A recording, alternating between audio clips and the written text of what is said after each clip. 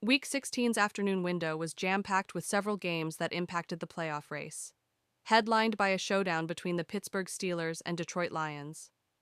It was a closely contested contest that came down to the last drive in what was a truly wild final 2 minutes, as Pittsburgh walked away with a 29-24 win.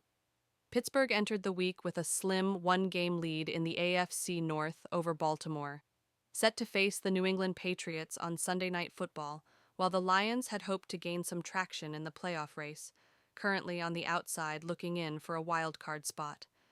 It was a wild fourth quarter, in particular, as the Steelers scored 17 points in the final quarter and the Lions scored 14, after scoring 12 and 10 points through the first 3 quarters, respectively.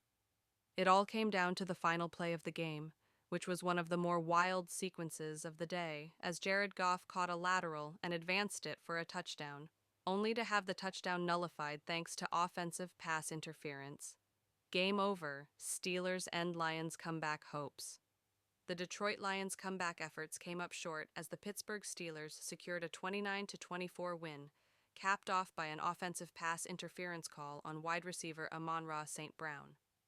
The Steelers' running backs were the driving force in Sunday's victory, with Jaylen Warren leading the way. Warren rushed for 143 yards and 2 touchdowns on 14 carries.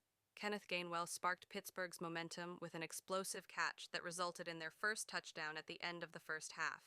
He finished with 5 catches for 78 yards and a touchdown. Quarterback Aaron Rodgers threw for 266 yards and a touchdown, helping the Steelers maintain their lead. For the Lions, quarterback Jared Goff threw for 364 yards and 3 touchdowns. Running back Jahmyr Gibbs struggled on the ground, rushing for just 5 yards on 6 carries, but he contributed in the passing game with 9 catches for 58 yards.